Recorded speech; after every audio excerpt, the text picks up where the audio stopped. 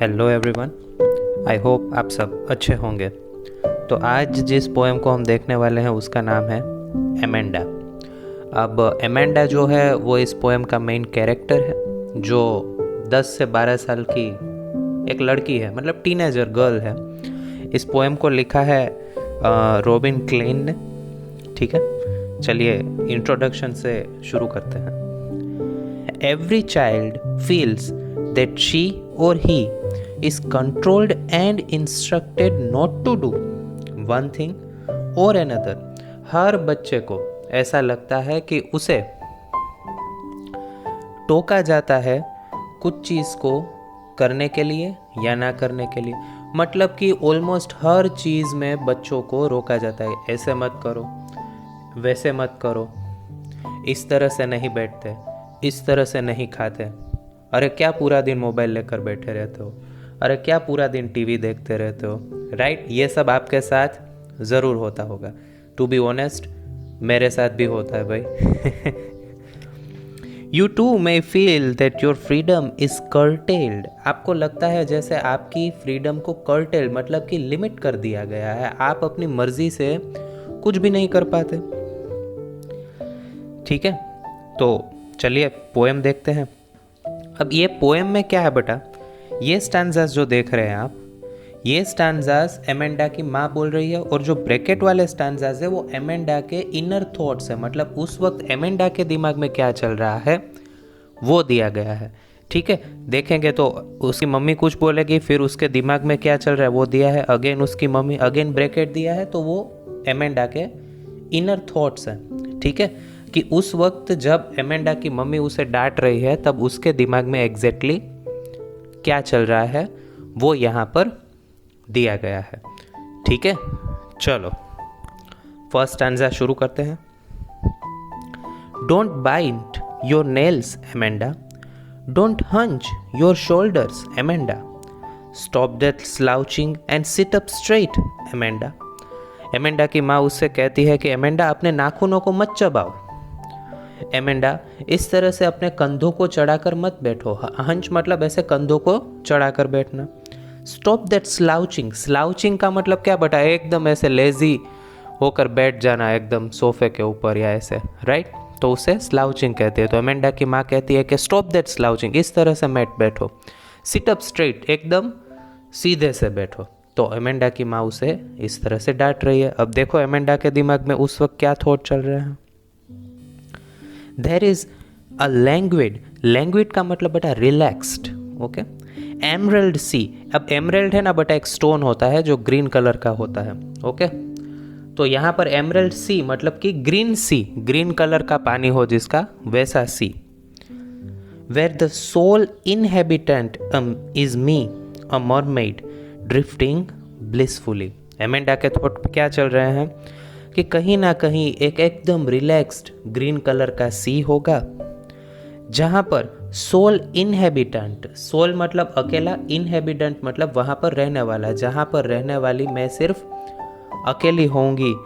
मी अ mermaid, mermaid मतलब क्या बेटा, जल परी, वो जिसका ऐसे बॉडी आधा औरत वाला होता है और बाकी का आधा बॉडी जो होता है वो मछलियों जैसा होता है, उसे मरमेड कहते हैं। तो मैं एक मरमेड बनकर वहाँ पर जी रही हूँ।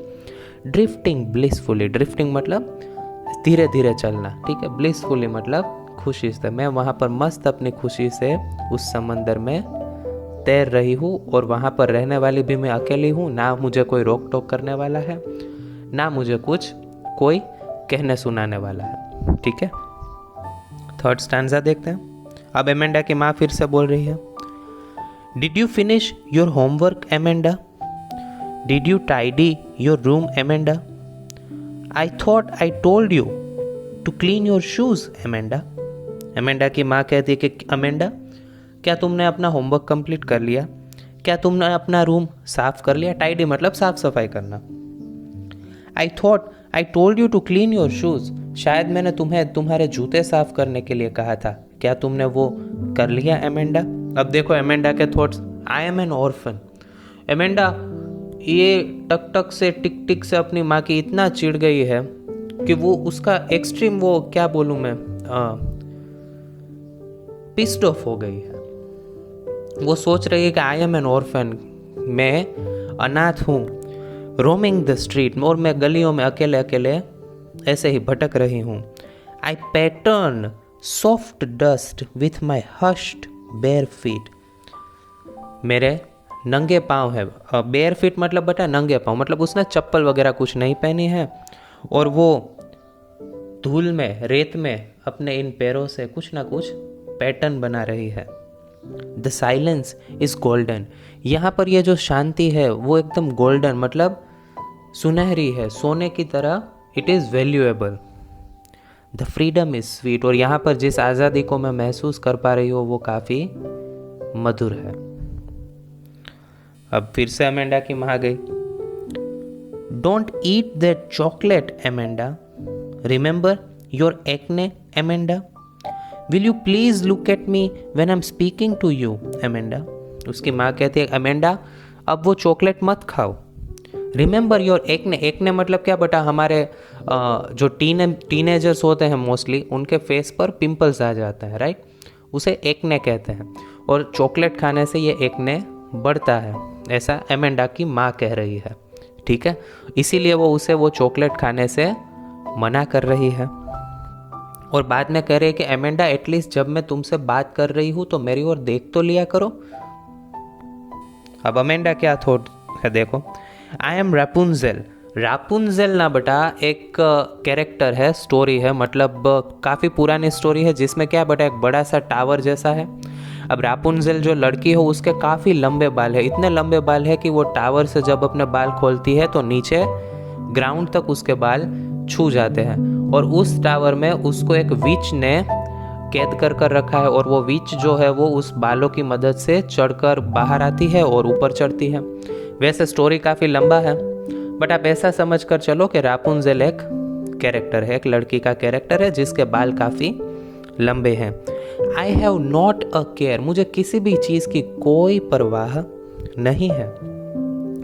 Life in a tower is tranquil and rare, tranquil का मतलब हमें नीचे दे रखा है काम। यहाँ पर इस टावर में, कौन से टावर में, जहाँ पर उसको कैद कर रखा गया है, उस टावर में यहाँ पर लाइफ काफ़ी काम मतलब कि शांत है और रेयर है, और ऐसी लाइफ सबको मिलती नहीं है। I certainly never let down my bright hair, और ये बात तो पक्की है कि मैं अपने इस सुनहरे बालों को कभी भी खोलकर नीचे नहीं डालूंगी। ऐसा वो क्यों कह रही है, बेसिकली वो अकेले रहना चाहती है उस टावर में, उसे उस टावर में कोई चाहिए नहीं। अब जब तक वो बाल खोलेगी नहीं तब तक कोई ऊपर चढ़ नहीं पाएगा, ना ही कोई नीचे उतर पाएगा, like that. Stop that sulking at once Amanda. Sulking का मतलब क्या होता है बेटा, ऐसे चिढ़कर हम मुंह फुलाकर बैठ जाते हैं ना, उस एक्सप्रेशन को सल्किंग कहता है। ठीक है, you are always so moody Amanda, anyone would think that I nagged at you Amanda. क्या कह रहे एमेंडा, इस तरह से मुंह फुलाकर मत बैठो, तुम कितनी मूडी हो। कोई भी सोचेगा कि मैं तुम्हें नेग मतलब क्या बता, डांटना। ठीक है, तो एमेंडा की माँ यहाँ पर अपना बचाव कर रही है। एक तो वो डांट रही है, ऊपर से एमेंडा को कह रही है कि तुम ऐसे बर्ताव मत करो कि जैसे मैंने तुम्हें डांटा हो। अरे भाई तुम कब से डांटी तो रही हो बेचारी बच्ची को। ठीक है, सो ह्यूमरस पोएम ऐसी पोएम है जो टीनेजर्स काफ़ी इजीली अपने साथ रिलेट कर सकते हैं। ऐसा अक्सर हम सब की लाइफ में होता है, स्पेशली हमारे पेरेंट्स हमें टोकते रहते हैं छोटी छोटी बातों पर। पेरेंट्स हर वक्त गलत नहीं होते हैं, लेकिन हमें ऐसा लगता है कि इस तरह से जो हमें नेग किया जाता है, मानो हमारी फ्रीडम को हमसे स्नैच कर लिया जाता है। काफ़ी सिंपल सी पोएम, यही था इसका एक्सप्लेनेशन। आई होप आपको इसका एक्सप्लेनेशन अच्छा लगा होगा। अगर आपको ये एक्सप्लेनेशन अच्छा लगा है तो ज़रूर अपने दोस्तों के साथ शेयर कीजिए। अगर आपके कुछ सजेशंस, क्वेरीज या क्वेश्चन है तो कमेंट के थ्रू मुझे ज़रूर बताएं, और वीडियो को लाइक ज़रूर कीजिए और सब्सक्राइब का बटन दब जाना चाहिए।